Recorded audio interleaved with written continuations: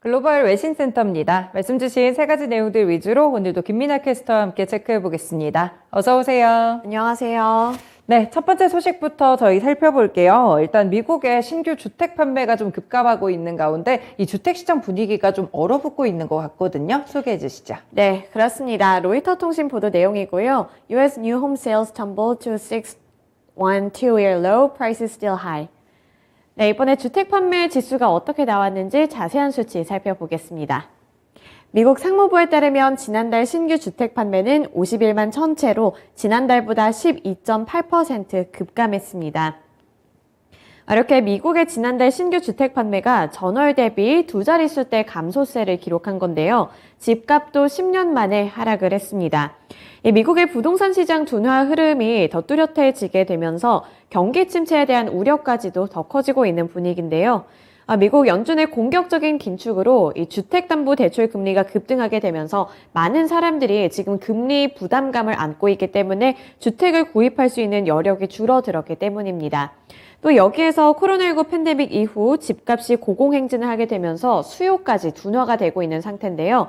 이렇게 주택 건설까지 부진해지고 있고 수요까지 둔화가 되면서 이 판매 지수 역시 급감하는 모습이 나타난 겁니다.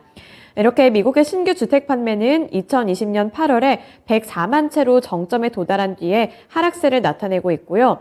결국에는 여기서도 금리 인상, 그리고 수요 둔화, 그리고 금리 인상으로 인한 지금 새로운 주택 착공 건수까지 함께 낮아지고 있다는 점이 포인트가 되겠습니다.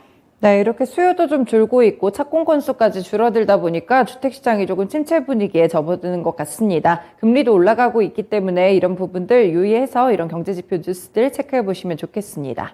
네, 두 번째 소식도 넘어가 볼게요. 어제도 잠깐 좀 말이 나왔던 것 같은데 유럽에서 지금 가뭄이 굉장히 좀 심각한 것 같거든요. 뭐 폭염도 있었고 여러 가지가 겹치는데 좀 이런 소식은 어떤 영향을 미칠까요?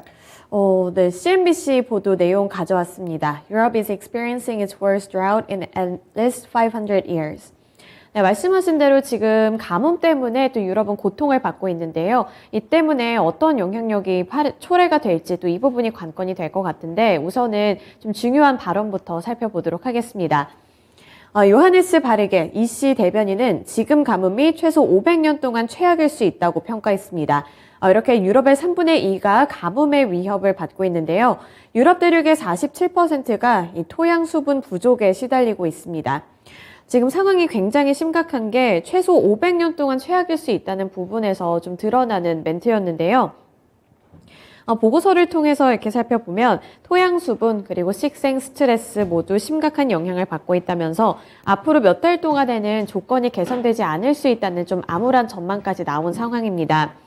이미 유럽 내륙에서는 이 가뭄 때문에 운송과 수력 발전 그리고 곡물의 작황 등 여러 가지 좀 영향을 받고 있는 상황인데요. 라인강이 낮은 수위로 이 화물 운송을 줄일 수밖에 없게 됐고 또 용수량이 감소하게 되면서 수력 발전뿐만 아니라 냉각 시스템에도 부정적인 영향이 미쳐지고 있는 상황입니다.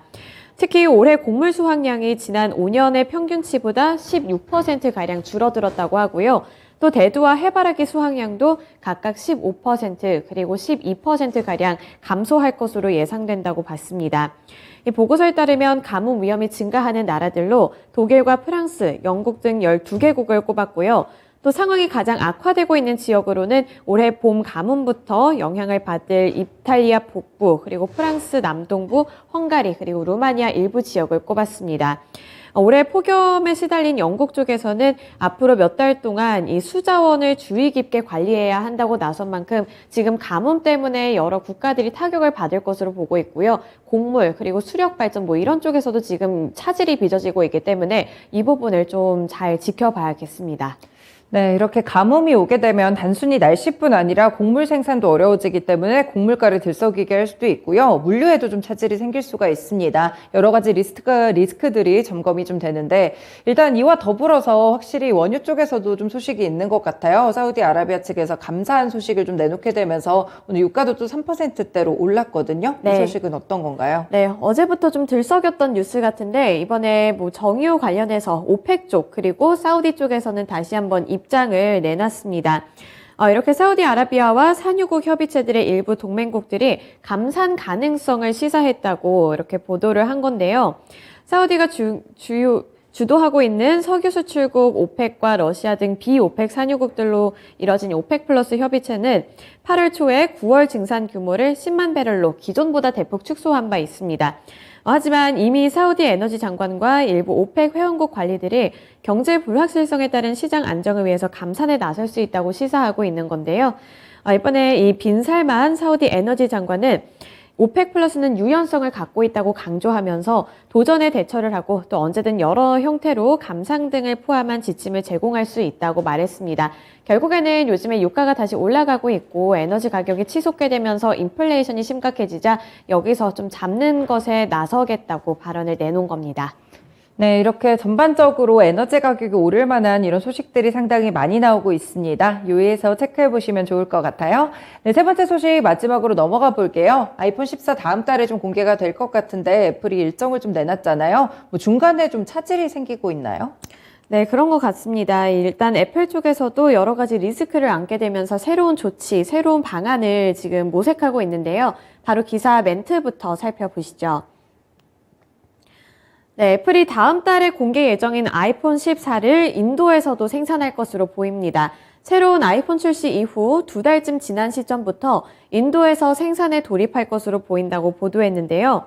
이르면 10월 말부터 시작이 될 것으로 보입니다.